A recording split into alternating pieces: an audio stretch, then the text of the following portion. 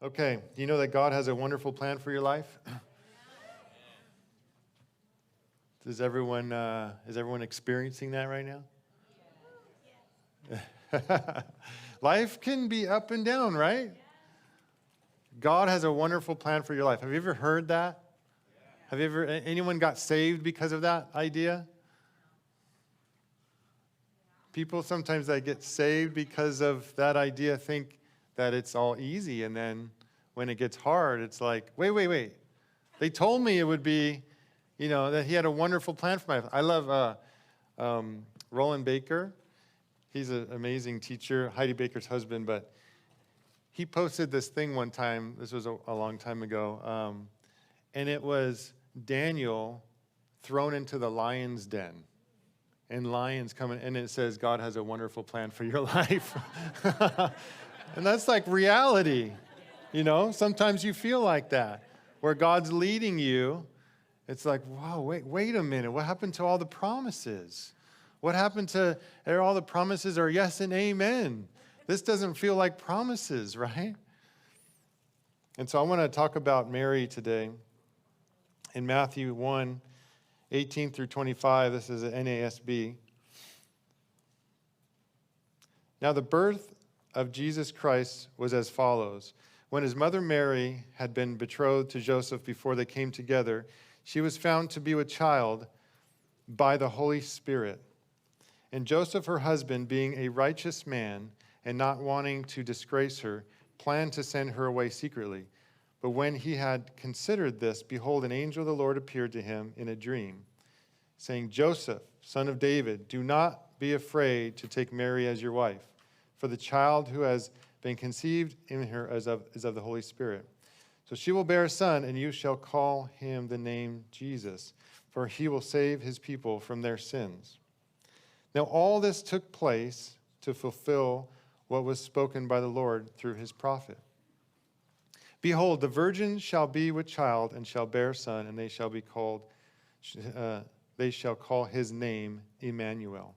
All these things are prophecies from Isaiah, the book of Isaiah, which was written years and years before, right? Which translated, Emmanuel, which translated means God with us. And Joseph awoke from his sleep and did as the angel of the Lord commanded him, and took Mary's wife, but kept her a virgin until she gave birth to a son, and he called his name Jesus. Now, this is Matthew has a really condensed version, and Luke has the more extended version with the conversation between Mary and the angel, right? But how many of you have been in seasons, or even right now, where you're like, God, I want one of those calls on my life. Would you call me to do something significant? Would you call me to do something big? I want to call like Moses, like the burning bush, right? Where you go and God's like, this is what I've called you for. Everyone want that? Man, I prayed for that for years and years and years. Still praying for that. I don't know what I'm going to do when I grow up. But God, I want you to call me. I want that call so I know what I'm doing. I want a specific thing that I know I'm doing something for you, right?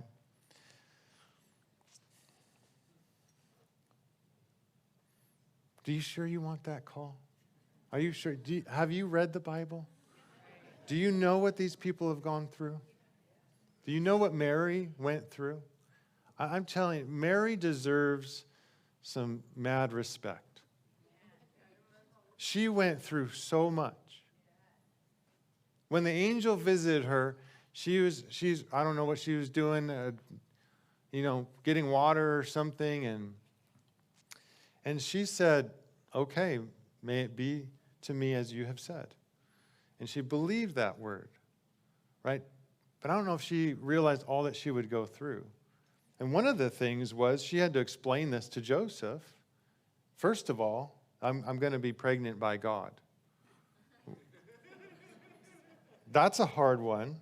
And then Joseph, he's like, okay, this is not good.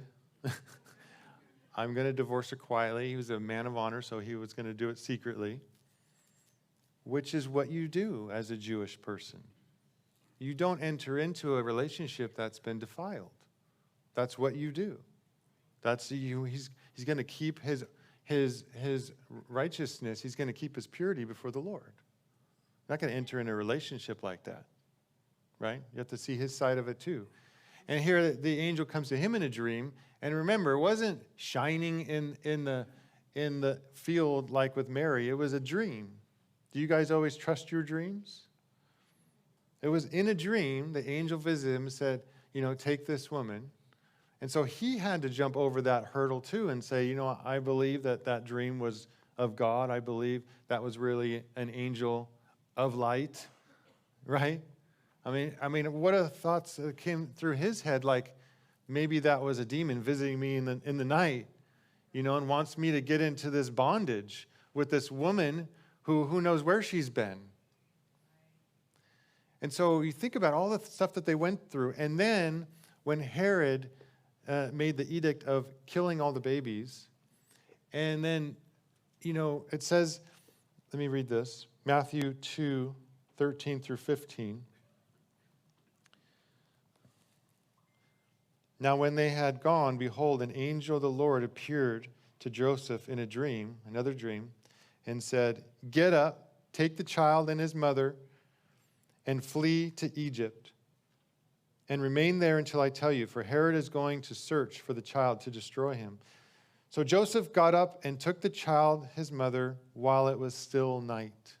He has a dream. The same night, while it was still dark, he says, we got to go.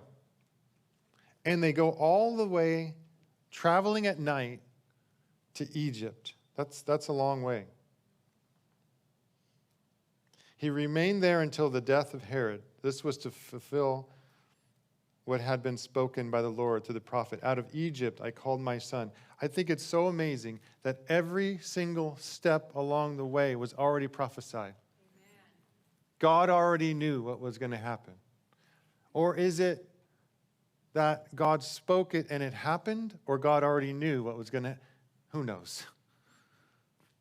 But God is not taken by surprise by anything that comes your way. And when he calls you, where God guides, God provides.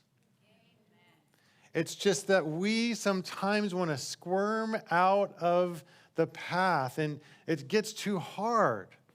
And we think this can't be God. Joseph could have said that many times. Mary could have said that many times. Forget it. This can't be God. There's too much chaos with this. This is too scary for me. When you're asking for God's will, when you're asking for a call of God on your life, are you willing to do it at any cost? They had to leave their hometown. They're in some foreign country, right? Egypt. Egypt represented to them, to the Jewish people, bondage. It represented going backwards. It represented fear and captivity. It was a foreign land to them, not the promised land. The birth of the Messiah, to flee to a place that feels like defeat and facing the past memory of slavery. All these things were probably very confusing. And they took a lot of, probably many, many moments of saying, okay, God, I don't know what's happening, but I trust you. Okay, God, I don't know what's happening, but I trust you. Okay, God, I don't know what's happening, but I trust you. Everyone still want a call on their life? God, I don't know what's happening, but I trust you. We talk to some people, I know that there's a lot of Christians that are a little bit taken back by the Christmas tree, and this isn't the time of birth, this isn't the time when Jesus was actually born. And I totally get that. I think it was in spring at some time or whatever. But it's just always a good day to talk about Jesus and the birth of Jesus. So we're just all going to come together on that, right? But it even with the timing of Jesus, it talks about Jesus' birth was probably like 4 BC because of the whole history with Herod and all of that. And so it's just different. But the main point we can all get on the board, and I think that that's important in what's going on with our country right now, is What's the main point? What can we be unified on, right?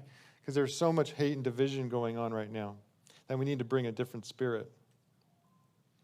Anyway, they go back to to Egypt. They go back to Egypt, and it kind of reminds me of John the Baptist when he's in jail. Another one had a call on his life, ends up in jail. And he asked a question through a disciple to Jesus, are you the one, or are we supposed to wait for someone else? It was a moment of like, this doesn't seem like this is God's will right now. When God called me to preach about the Messiah coming, I just expected something different, right? Should we expect someone else? Do you feel that moment of confusion? Get inside the Bible stories and really feel what they're feeling in these moments. These weren't like, oh, everything is just flowery once God calls me and I step into his will and I'm walking into my destiny. A lot of times it's like, what? What's going on?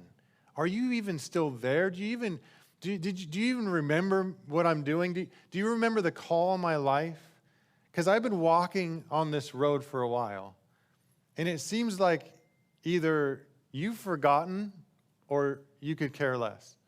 I'm not suggesting that about God. I'm just saying that's how we feel sometimes. It feels like that. But that's part of the destiny. That's part of it. Part of it, a big part of it, is us being changed in the process and learning how to trust in God. But I think it's so amazing that every single step of the way, even going to Egypt and all that, was already written. It was already prophesied about. I just think about each one of your lives. And you feel like God has called you to something. You're stepping out in that direction, and it's like doors are slamming in your face. And I just imagine God is like talking to the angels. Oh, remember that? Remember when I wrote that down? Or remember when I spoke that out? That door would close? Every single part of that journey is already known by God. Already known by God. And then just talking about Jesus leaving heaven to come to earth. That must have been a shocker. I mean, he never even felt cold. Never felt the physical things that we feel, the flesh desiring food, hunger, emotions like that. I know God has emotions, but every temptation came at Jesus. Every temptation. Not every temptation has come at us because we will succumb before it gets too bad. But he felt every temptation and yet didn't sin. The enemy threw everything he could at Jesus. Jesus did that voluntarily for us. Isn't that amazing? Emmanuel, God with us. All these things, when you have these verses, for Christmas time, unto us a child is born, and the Emmanuel, God with us. All of these things seem so nice and flowery when they're on a Hallmark card, but people actually lived this stuff. People actually lived this stuff. I mean, could you imagine Mary, who gets this promise? Yeah, I'm going to birth the Messiah. This is amazing. And then all of a sudden, you have this baby in the world, and you're like, wait, this is the Messiah? I have to protect this baby from being killed by a king, a rogue king? I'm fleeing with this baby in midnight? I have to protect the Messiah? What kind of a head trip would that be through your whole life? Like, I already stress out about my kids, but here you have God with us. And you're like, I'm in charge of this being at like 14 years old? All of these promises seem really nice. But people lived this stuff, and it was real.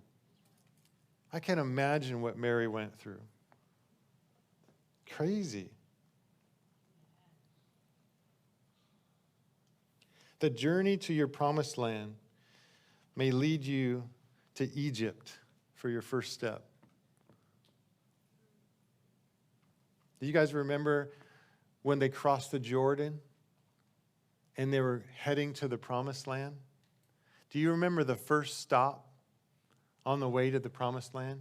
You guys remember what city that was called? Gilgal. Do you know what happened there? They all got circumcised. That was the first stop to the promised land. How many still want to go?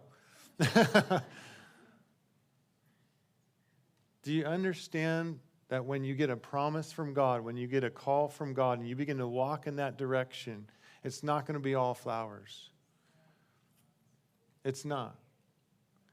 And the ones that make it to the end are the ones that understand that. The problem is people told you it would be easy. That's a problem. That's a big problem. It's not easy. We're born into a war.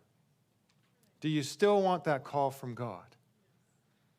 You willing to go through it at any cost?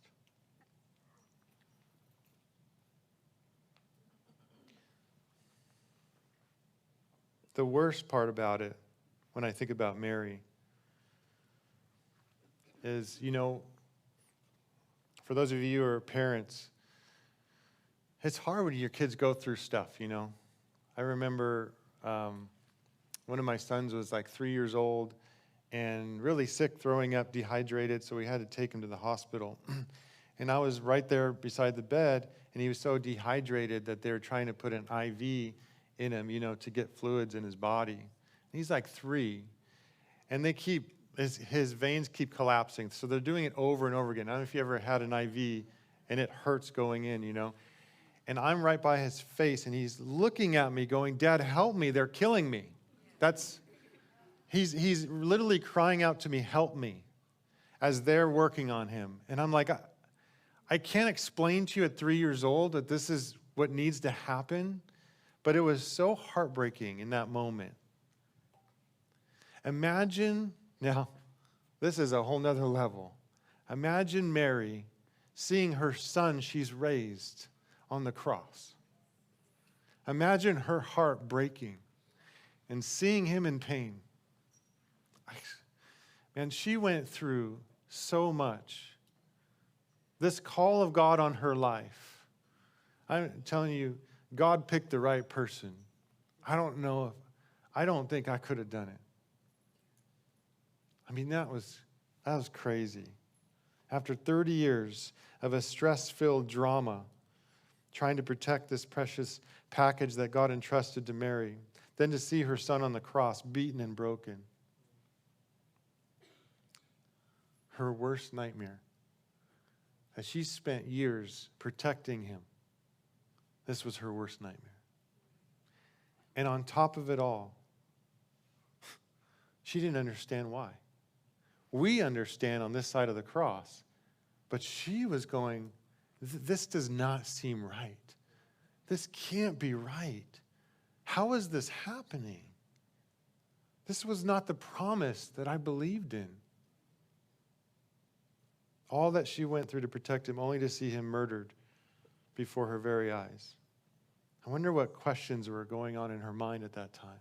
Questions for God. Did she go through all that just to fail God in the end? I'm sure that went through her mind. Did I do something wrong here?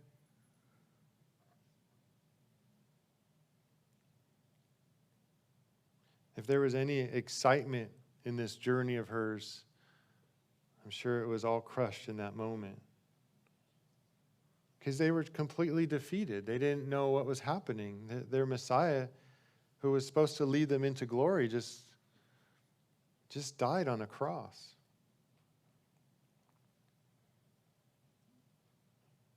God has a call on your life, but it may cost you everything. Are you willing to give it all? Are you willing to give it all up to bring Jesus into the world?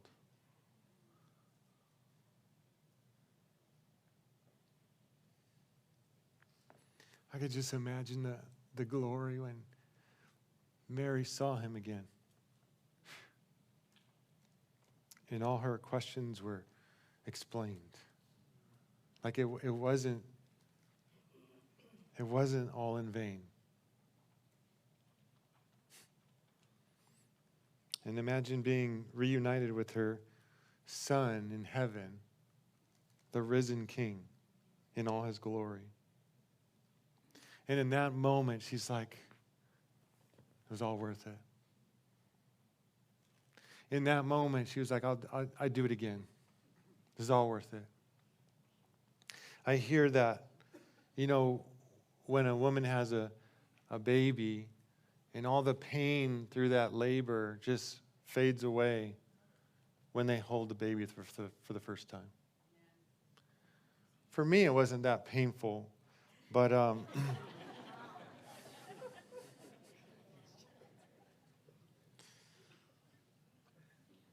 all that pain just went away when she saw Jesus face to face. When she saw him in glory. Everyone wants a big Gideon call, a big Moses' call.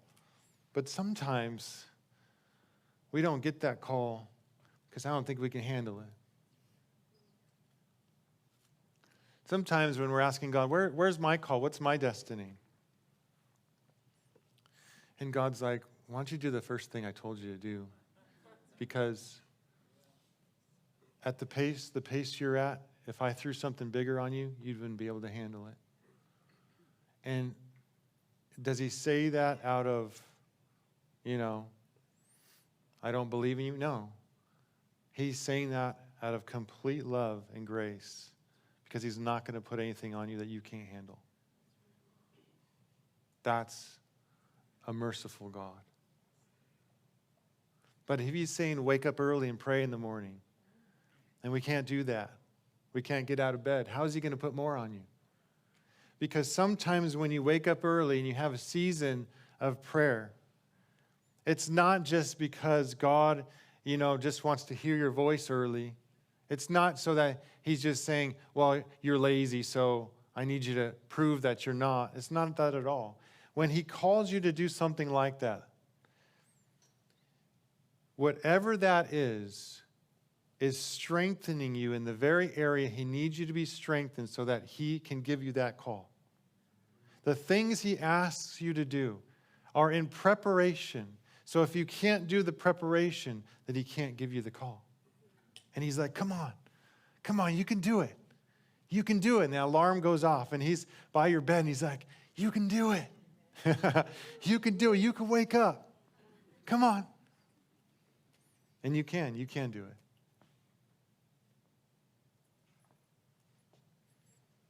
I think about the heroes of the faith like Daniel, Esther, Joseph.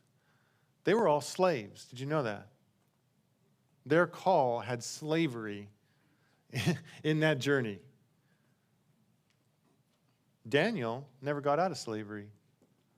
Yeah, he was exalted, but he was still a slave to the king.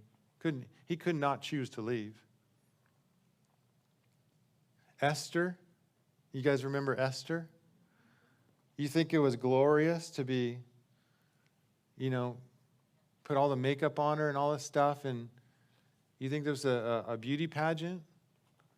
No. This was a king who had multiple wives and just wanted another one. How would you feel about yourself then?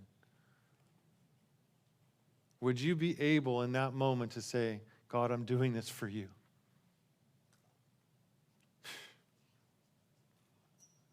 Joseph sold into slavery, thrown in a dungeon. How did he have that faith to stay true to God? When I probably would have been like, God, did you give up on me? Well, then forget it. Forget this. Why am I trying to stay true to you if I just end up in jail as a slave? But no, Joseph was faithful. Even in jail, he was faithful. And he lived up He lived true to his name, which is God will add or increase. And everything he did, he was excellent at. And God just poured out blessing after blessing. And he was in the right place at the right time to save a nation. But he had to go through slavery to get there. Do you guys, anyone here feel like you're in slavery? You're following the call of God. You're staying true to him in your heart.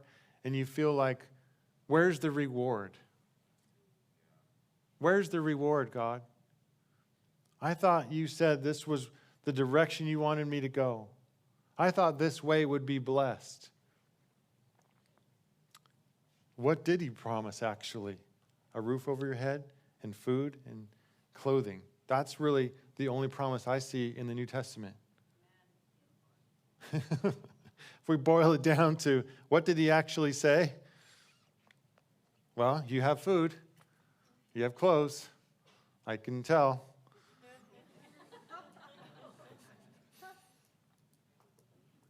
Some people, unfortunately, have not fulfilled their destinies because it got too hard and they abandoned the mission. But this journey was all written out and designed by God. If we can hold on and submit to the process, believe in a big God and a small devil, then we will experience the bliss of a glorious outcome. The hardest thing and the most glorious thing in the process is when people, they abandon that idea that the world's going to fulfill them. They realize that that's not where life is. That's not where fulfillment is. It's in this place of losing your life for God. It's in that place of obedience that the joy comes. The joy of abandoning yourself, the joy of serving God and serving others. You want to find a joyful person? You find someone who's serving God and serving others. It may be coming soon when we're all faced with a choice like Daniel. Do I continue to pray if it's illegal? Do we continue to worship if it's illegal? Yes, and we will pray and worship with the windows open like Daniel. Because the lion inside of us doesn't back down to no man or no devil. You are the army of God. Greater is he who lives in us than he who lives in the world. Anyone who attacks you because of your faith is functioning by an antichrist spirit. But we overcome that spirit.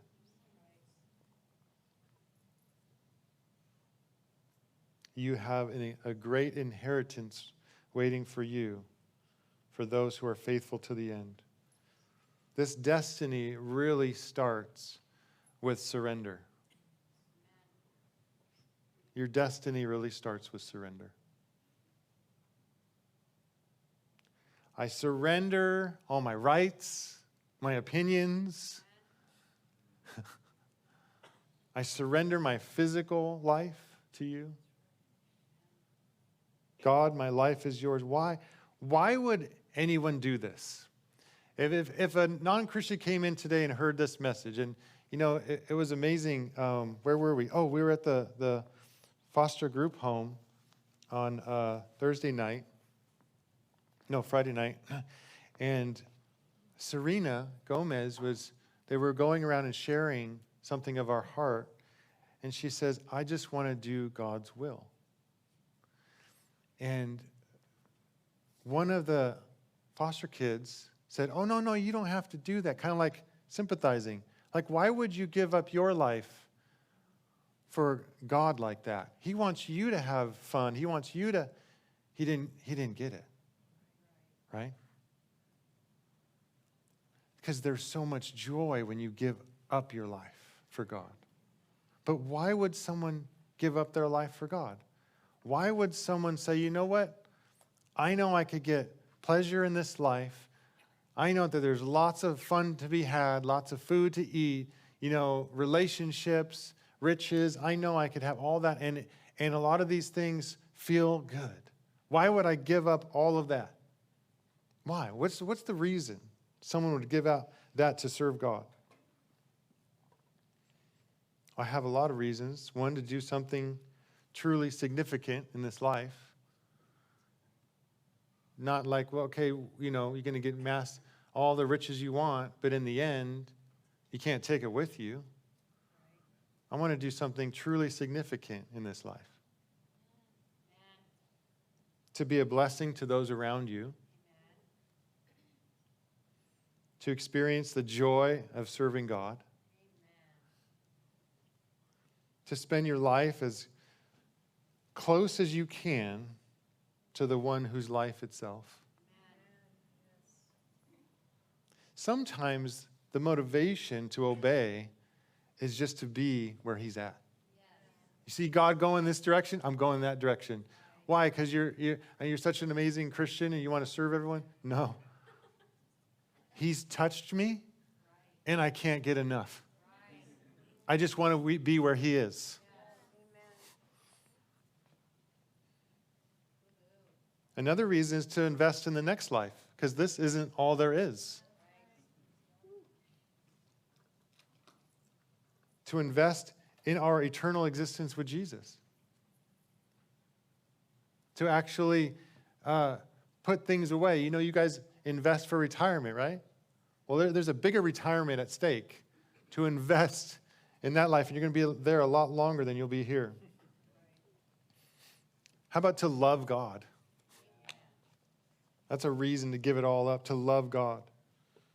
To love God and to love others. Why would someone do that? Because God has touched you in such a way that it rewired everything in you. And now you're like, God, what can I do? Can I give you a glass of water? Can I bring you something? I'll go anywhere and say anything because you've touched me so deeply, and no one has ever done that in my life. No one has ever treated me the way you treat me. That your motives for me are so pure. Anyone here have a friendship with Jesus and you realize his motives for you are so incredibly pure? There is no ulterior motive whatsoever in the love of God. To walk day in and day out with a person like that changes you. And you just do anything for him. And there's going to be joy in it. Because when you serve God, anything you give up for God brings joy at that point, when you're doing it out of love. Right? It's like Doug, when you met your wife. You'd do anything for her. Right? That love is just intoxicating. I love for another person. Right, Tim? Just like, I'll be there. But it's 1 o'clock in the morning. I'll be there. Whatever you need. That love is so intoxicating. And then that love for God, so intoxicating. It makes people do wild things. Another reason is, loving and pleasing yourself is really a dead end. It does not produce the fulfillment you thought it would. So give it up. Serve God instead. Stop trying to fulfill that thing that never gets fulfilled. A self-centered life is a dead end.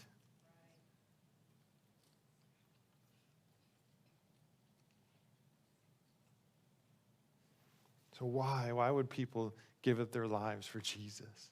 There's so many reasons. How about you guys? You guys all in? You want that call of God on your life? You want to walk out your destiny? No matter how hard it is, no matter how much it costs? To say, God, I am yours, all yours, every part of my being. I'm willing to go through what the heroes of the faith went through. what Paul went through. He said, I am a bondservant for God. God doesn't call me a servant, he calls me a slave. But I call myself a servant of God. Because I take on that form for him. Anything, any wish he has, any dream in his heart. You know, when God gives you dreams, prophetic words and everything for the people around you, for the city that we live in, that's just like you have an opportunity to give him what he wants. And how amazing would that be to work for something and then present it as a present to God? Something that was a dream in his heart. To work at it and give it back to him. That's amazing. I'm going to bring the worship team up. I think we have one more song.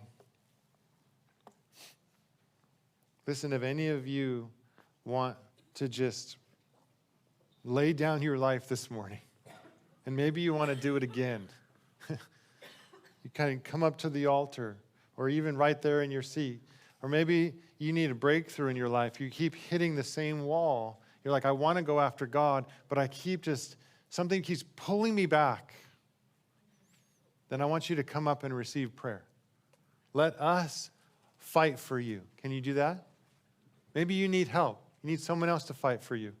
So I want to just bring up the ministry team up front and come and receive prayer. But I want us to stand this morning for those that are willing to pray dangerous prayers.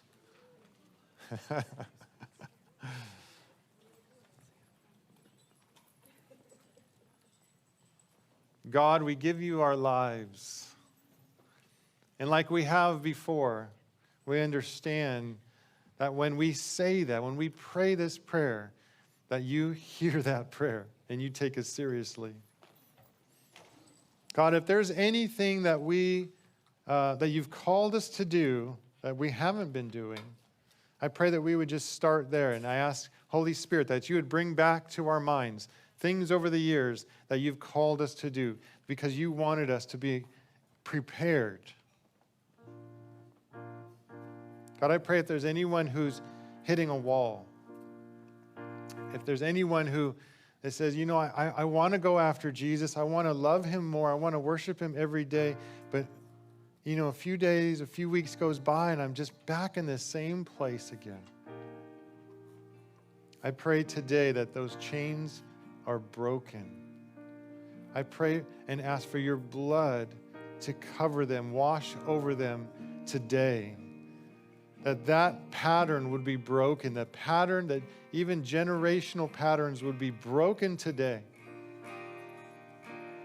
Because we know that you break chains. We want to offer ourselves to you like Mary did.